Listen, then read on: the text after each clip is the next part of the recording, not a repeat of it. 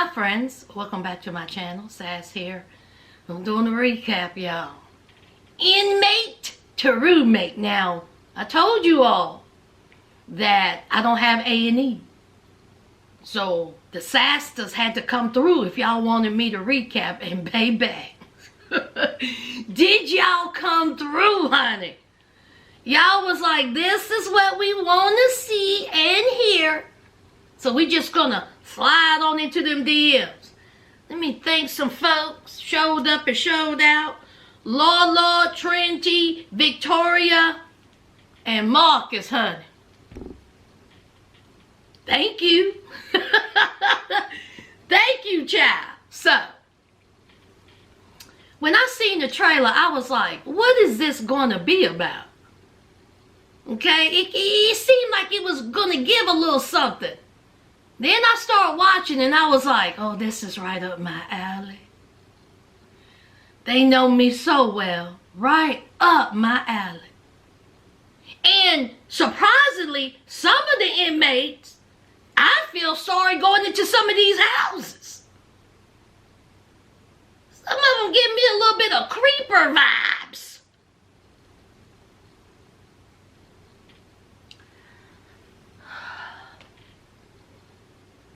Child, let's start off with Dr. Henry.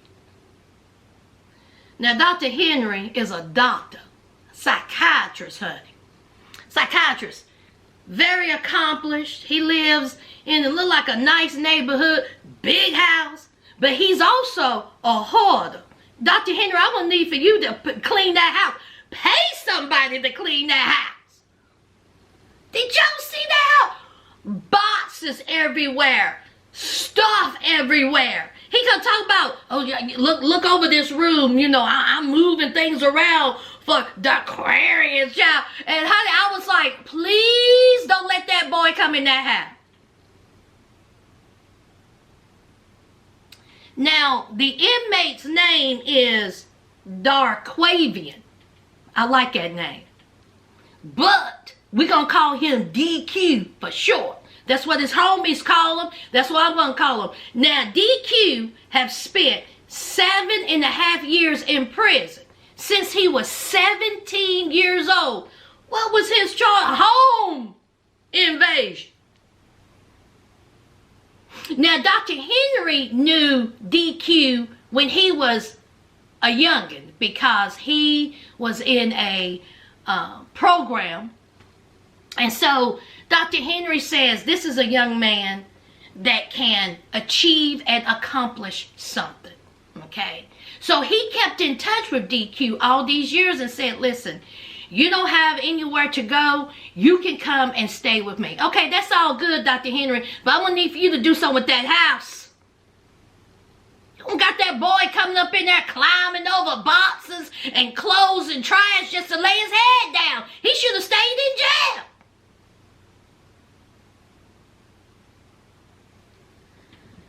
So it's time for DQ to get out of prison, and he meets up with DQ's brother. So they go to the prison, and honey, it was DQ's brother, uncle, other brother, and honey, baby, we had a female present. Let me see if I get her name right, because I know I wrote this down, Star. Did y'all see Star? Star had on a tight skirt, tight shirt, boots, lashes that looked like tarantulas was rolling around on her eyes. Did y'all see her lashes? Honey, her lashes look like fans. They were like, how you doing? I was like, girl. Oh. Honey, she had on the blonde wig, child. I said, did you think you was going to the club? The prison club. Honey, they labeled her as a friend. Now see, Dr. Henry said that DQ is going to do well if he get his mind right. See, DQ was just thinking about that thing, okay? DQ is thinking about the women's. DQ is thinking about blowing out somebody's back. And apparently, it may be Star. Star said, I'm about to get dressed up, honey, to go to this prison club. Did you think it was a DJ out there, Gary? It seems like that DQ has a pretty good family, you know. I think that they, or some of them, may be tired of maybe what he put them through. Because I'm thinking to myself, why can't he stay with his brothers? And his uncle, honey, don't he look like a bit, honey? His uncle look like that uncle at the cookout, honey. Ooh, good looking family. DQ is a cute little young man. His brother's handsome. His uncle, well, he aight. So DQ gets out, and honey, he is ecstatic, of course. 7.5 years, he's happy. He's happy to see Dr. Henry. He's happy to see his family because he said that, you know, he thought Dr. Henry was a cool dude. He's been supportive. He has been there for him. And he knows that Dr. Henry is there for his best interest. And he's happy that Dr. Henry is giving him a place to stay. Well, DQ, wait till you get into that hoarder house. What's up in them boxes and crates? So, of course, an inmate getting out of prison, you know, he wants 2 things. Okay? Food and coochie. I mean, that's really the bottom line, child. That's really the bottom line, okay? But before that could happen, he had to contact his PO. And child, this was just... So here is DQ in the vehicle with Star, who Star is on her phone non-stop, not even looking up. Only thing you can see was that blonde hair and them lashes. And so the PO wants DQ to FaceTime her. Baby, I was like, child, y'all, if y'all don't give somebody that phone. So DQ was like, listen, I got an iPhone. I don't even know how to work it. He's getting frustrated because he didn't know how to FaceTime. Meanwhile, it's about 16 people around here. And you mean to tell me y'all don't know how to FaceTime? Give that phone to Star. Guarantee she know how to FaceTime. So this goes on and on and on. And I said, now y'all know these people know how to FaceTime. Now I don't know about Dr. Henry, but you best believe Star did. So he finally FaceTimed his PO. He said that was stressful, child. Stressful.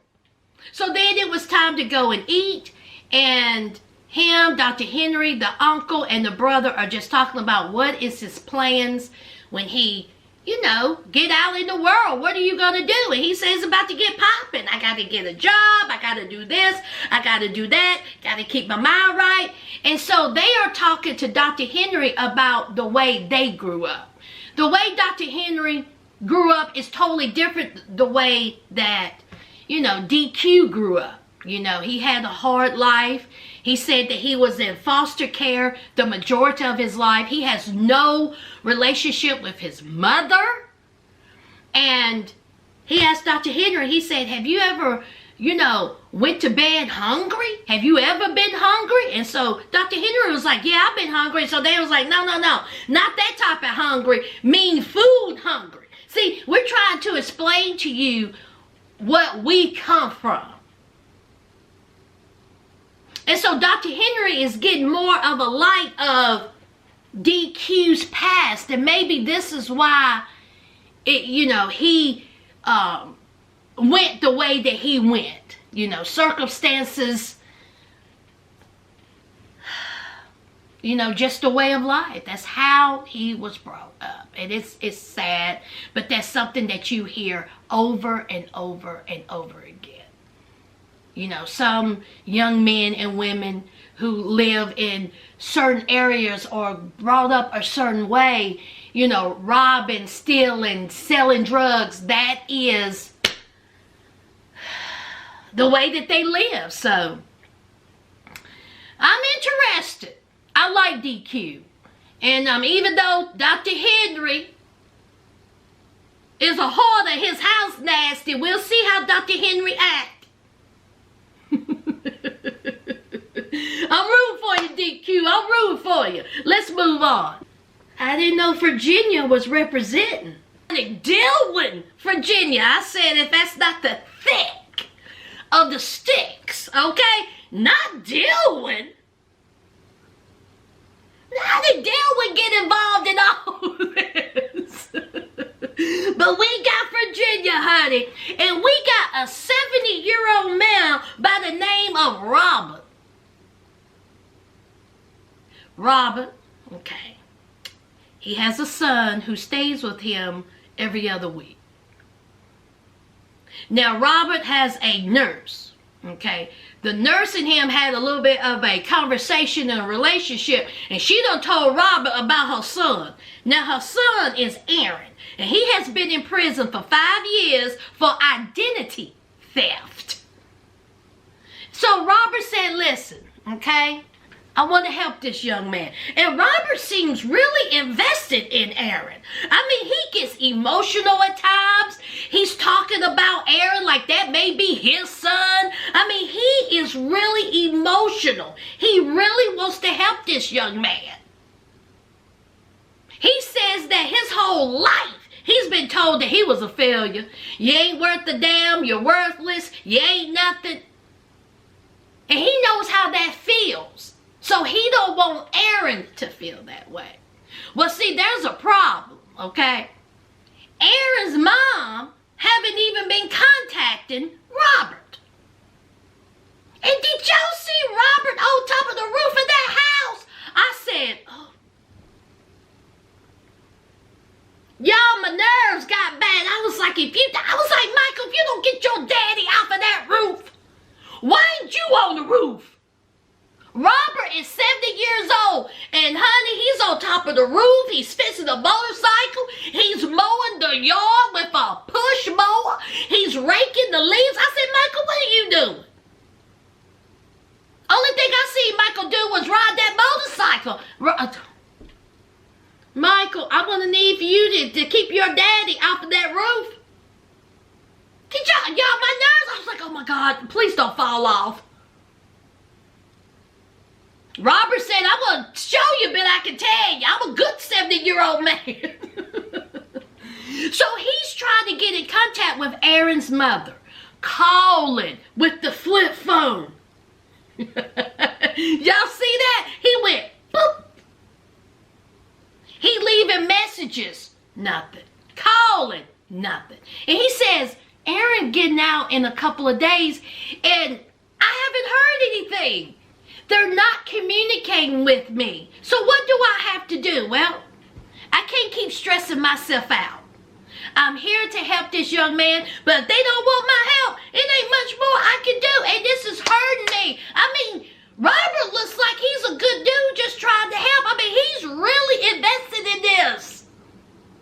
So, child, he done pulled out the notebook, child, and he done put pen to paper, and he done wrote out the letter. I said, not the letter. Honey, he done mailed it to the penitentiary and said, listen, I done did all I could do. I haven't heard anything. I'm out. Y'all ain't gonna be hurting me. I'm 70 years old. I can't be going through this stress. He done walked down to that good old mailbox over in Side Ditch Dillwyn, Virginia. And mailed off the letter. Honey, Robert just looked. What do y'all think about Robert? Why y'all think he is so emotional about this? He said that he wants to help this young man, so. And he had a good relationship with his mom. But, honey, his mom cutting up. I don't know what happened. Honey, they fed up with Aaron, so I don't know why they're not communicating with Robert. Child, we'll find out. Let's move on. Now, let's talk about Artie. Artie's 53 years old. And she got health problems. She has a bone disease. And she says that, you know, life has been hard for her at times, but now she's doing pretty good for herself. She's in pain every day, but she keep on keeping on. Now, she has a history of drugs. She's been addicted to drugs, and she also been to prison. One time, and she said that was 23 years ago, and honey, she said that's all it needed for me. Okay? I learned. Okay? That was it for me, child. I could be staying up in there with them funky women. Oh no. So she got herself together. But she has a homeboy who's in prison who says, listen, there's a guy here named Jaquan. Let me see. No, that ain't right. What's his name, y'all? Javon. Okay? He's a pretty good kid. Maybe you can help him out. And so Javon and Artie, they have a relationship. They started talking. They became friends. And then she was like, you know what, Javon? I'm here to help you. I'm going to open up my house to you. So Javon was like, bet. Honey, you ain't said nothing but a word, child. I'm all over it, okay? So they had, you know. So here we are. So Artie says that she's been down that road. And she is here to help, okay? She knows how it feels. And so she thinks Javon is a pretty good dude. So it's time. So she meet up with Javon's cousin. They're at the prison and they're talking, okay? And the cousin was like, you know, when I first heard about Artie opening up her home to my cousin, I thought it was kind of weird and odd because she don't know Javon. But now that I met her, she seemed like a nice little lady. Okay. Now Javon have been in jail for 3 years, honey. He been in prison for 3 years. He was a whole street pharmacist out here, child. I said, street pharmacist. And he said, anything that can help Javon, I'm here for it. But he said Javon likes to make money. He likes to hustle and to bustle. So, keep a good eye on him. You know, because he may sway a little bit. So she was like, all right, cool. So Javon comes out. He's happy to meet Artie. He's happy to see his cousin. And of course, what did I say they like? Food and coochie, child. His was food. Honey, he said, let's go eat. Let me get out these clothes, child. But honey, they had food waiting for Artie, child. They had him some chicken up in there. He said, this is about to be the best chicken in the world. I know that's right, Artie. Throw down, okay? Oh my God, after all those years and eating that prison food and eating all those honey buns and noodles and crackers and child, you just want a hot, good meal.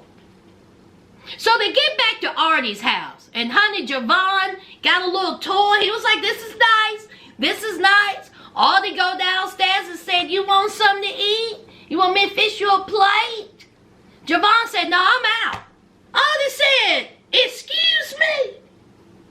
I mean, we're not going to talk. We're not going to have any conversation. Like, I need to go over the rules of the house. Like, don't be sloppy around my house. Because, see, Artie, she likes a clean bathroom and a clean house. She don't want him to be coming up in here nasty. So Artie said, well, I'm going to go with my cousin and I'm going to go see my mama. I haven't seen my mom in 3 years. And she said, oh, so you just going to run out on me? He was like, no. He said, but I just want to go see my mama. So he bounces, honey. And so Artie, she's standing there like, I thought we was going to talk for a little bit. I didn't know he was just going to run out the door, but I guess if he wants to go see his mama. Okay, we'll see where this goes. Baby, come to find out that it's been a couple of days and Javon ain't been back. I said, I was like, now, Javon, isn't that where you were paroled to? Don't you supposed to check in? Did he not supposed to check in with his PO? Or did they not film that? Because I'm like, when he gone a couple of days, he's supposed to report. Artie don't like that one bit. Artie was like, you could be coming up in here and put your stuff down and then bolt. I was like, Javon, now what you doing? Now you know you need to go back to Artie's.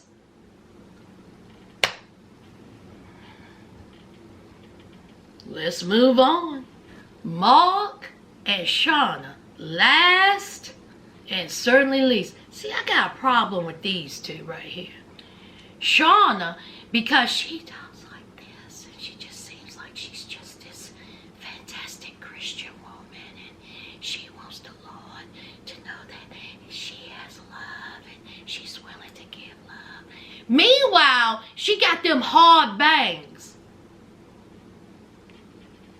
Shana, God don't want you walking around here with them hard bangs. I said, did you see them things was like inside Aquanet? I said, girl, honey, them bangs are stiff like your personality, child. So we got Mark and Shana. They married, and they done met on a Christian website, child, for some love, child. Honey, we got the whole world.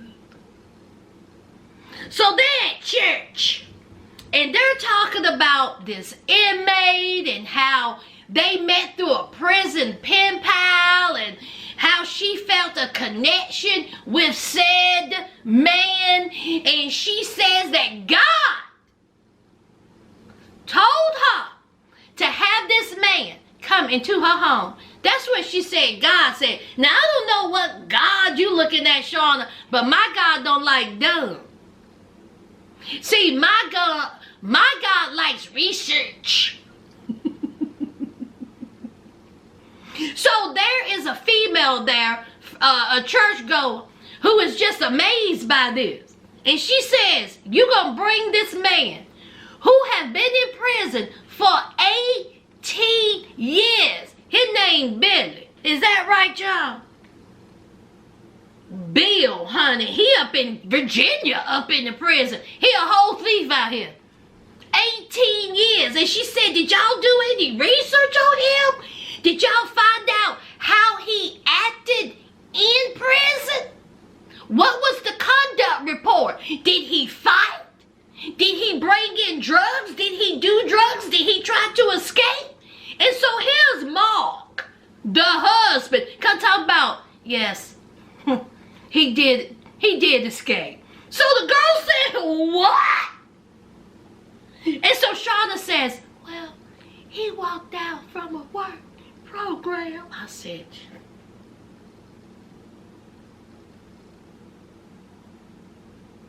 what type of husband is Mark? Mark, why are you letting a 51-year-old man that's been incarcerated for 18 years, you don't know this man, come up in your house that you have a wife? What's wrong with that? Oh, that's right. God said to bring this man up in that house and help him out. So they said they feel comfortable. They're okay. Okay? He did that 18 years ago. He's coming out a brand new man. We need to give him a chance. Okay, that's fine. That's fine. You want to give somebody a second chance, so be it. I think that if you get out of prison and you want to rehabilitate yourself, good. But you ain't coming in my house. You're a stranger. Anyway, Bill done called child. So they're in the kitchen. Now Mark, he is apprehensive, but he wants to show support to Shana, his wife. So he's on the phone and they're talking about the rules. And Bill was like, well, I like looking at movies. And you know, I've been in prison for 18 years. I got a whole lot of movies to catch up on. And so they said, we're in a Christian home. There will be no porn. And they definitely ain't going to be no R-rated movies up in here. Absolutely not. We got house rules. So Bill was like, well, I don't know about all this. I mean, can we negotiate? And so Mark was like, I don't know about this. I feel weary about this. Yeah, I'm just having a hard time with this. Well, Mark, you didn't have, enough of a hard time that you had your wife get in that vehicle and drive 10 hours from Indiana to Virginia to pick up a 51-year-old man that you don't even know from a prison by herself.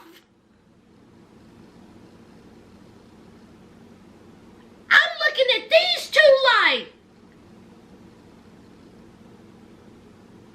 you got to be kidding me. Because see, the fella church-going woman said, look, I done been around here. I'm an 18-time felon. I done been in prison. I know how they be running gang. But then the more I thought about it, I was like, who are the odd ones here? Seemed like to me, Mark and Shana. Y'all, what about when she was driving down the road? And she was singing, honey, I was like, keep the Lord with you, Shana. My God is an awesome God, he raised from heaven above. I know that's not what she was singing, but I was like, girl, you better sing for the Lord. So she gets there. She done slept in the vehicle, waiting for Bill to get out. Bill finally gets out, child. Hi, Bill. Hi. How are you? I was like, Jesus. So Bill gets out. Bill seems like a normal dude. He is normal. I shouldn't use the word normal. But he just seems like a regular schmegular dude. He said that he was up in there for non-violent crimes that got him 18 years. Well, Bill, the reason why you got 18 years is I'm quite sure you kept doing the same crimes over and over and over again. That ain't your first rodeo. Born tonight, not last night. So he's just happy to be out. He's happy to breathe fresh air, hear the birds, and of course, he wants something to eat, child. Hey, honey, Shana had some cashews in that truck, and baby, when I tell you, honey, it was like eating filet mignon, honey. He was like, oh, these are the best cashews ever. So they have a conversation about what is Bill gonna do. I mean, you gotta get a job. Shana says we got a factory work, we got restaurants, we got fast food. I don't care what you're gonna do, but you're gonna have to find you a job. And honey, Bill ain't hearing that. Did y'all hear Bill? Bill said, oh, well, you know, I worked at fast food when I was younger, and child, I stole things out the safe. I said, Jesus. He said, fast food ain't for me. I'm 51 years old. I ain't trying to flip no burgers. A factory ain't for me. I'm 51 years old. I ain't trying to do no hard labor. See, Bill, we already got a problem.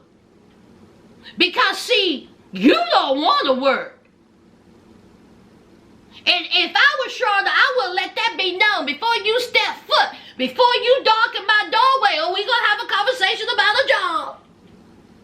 But Shana, her and her bangs was just like, girl. So here they come back home. Nice house. They got a real nice house. And Bill was like, oh, it's nice up in here. Bill said it's real nice. Bill, you sure you won't walk through that door? Because, honey, Mark and Shana, I got these vibes from there. Y'all know when y'all watching a movie and y'all see that perfect couple, that lovely couple, that Christian couple, that quiet couple, that everybody look and be like, oh, they're so lovely. And then the third act, we see this lovely couple got a whole dungeon in the basement. They got people all locked up. Let me hush. So it's time to meet Mark, child. And Mark was in there struggling to wash a fork. I said, where's the water? Where's the dish detergent? Y'all don't go somewhere. So he meets Bill. And Bill says, you know what? When Mark met me, he was polite. He was kind. He welcomed me. Honey, Bill was in damn near tears. Because of the kindness of Mark and Shana. Until he got to tour this house and he seen where he was going to sleep. Child. They done put Bill in a child's room. Twinkly lights, little girl's bed covering, and some stuffed animals. And a grown man, 51 years old, been in prison 18 years, and that's the room you give him. Mark said it was intentional because he wanted a reaction from Bill. Mark, you done lost your mind. This is who you wanted to react. Come to find out, Mark and Shana don't even stay in the same room. They sleep in separate beds, but they didn't give no further explanation. Why is that? But you sleep in separate beds, which means something's going on in your marriage, but you're going to bring a 51-year-old man inside of your house with your wife who's been in prison for 18 years. Oh, no, ain't nothing wrong. It ain't nothing wrong with that whatsoever. What if he wanders into Shauna's room in her stiff bangs? Child, y'all done lost y'all's ever-loving mind. Why risk it? So here's Bill. He's looking at all this and he said, Lord have mercy. Now what is this? On the wall, they got a big thing that says Bill's rules. No cussing, no coochie, no drinking, no drugs, no porn, no R-rated movies. You got to get a job. You got to bathe. You got to drink water. You got to exercise. Bill said, now what is this? Bill said, I'm from New York. Everything's negotiable. Mark said, not in this house. Follow these rules or you got to go. I mean, that's just it. So Bill says, well, I feel like I'm in prison. You know, I just left prison. Grown man. Well, Bill, maybe you should have stayed at somebody else's house. These are the rules. So Mark and Shana leave the room and the inmate says, what have I gotten myself into? That's what Bill said. My God is an awesome God, he raised from heaven above. I enjoyed it, okay? Now, I'm going to talk about the other couple that I didn't get to tomorrow. Part 2 and 3 will be uploaded tomorrow with Foolery Friday. And that's that on that, y'all. Thank you all for hooking me up. I appreciate y'all. And y'all know what to do. Don't forget to hit the like, comment, and subscribe. And until next time, friends.